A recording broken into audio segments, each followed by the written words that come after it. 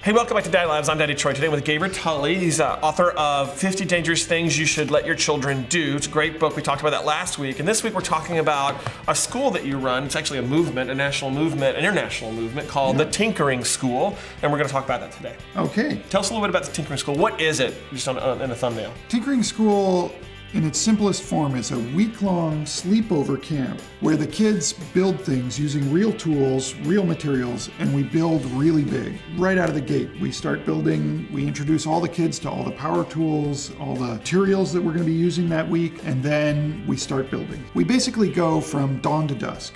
You know, over breakfast, we're making the plan for the day.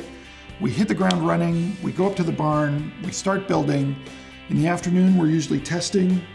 And then often we'll sort of break for dinner and then rush back up to the barn to get back in it so we can be ready to go first thing in the morning. I can only imagine the kids are excited to work the whole time as well. Yeah. That work's a good thing. It's really fun. I've seen some of the things you guys construct, from a roller coaster to trusses, bridges out of plastic bags, really amazing things you guys make. I basically collect crazy ideas in a notebook and then draw them on a whiteboard, and that's all the instruction we give. We say we have materials for something kind of like this. Maybe it's a motorcycle, maybe it's a sailboat or something like that. That's the spark that the kids take and they start building from that. We never use any exotic materials. There's no carbon fiber, there's no, So you guys might use something like bamboo? Exactly. Bamboo is a great structural device. Bamboo is great. Kids can learn how to lash this together and build complicated structures. PVC? PVC, definitely. You guys, the kids ever weld or sweat copper or solder anything or do things like that? Last year we did a little welding.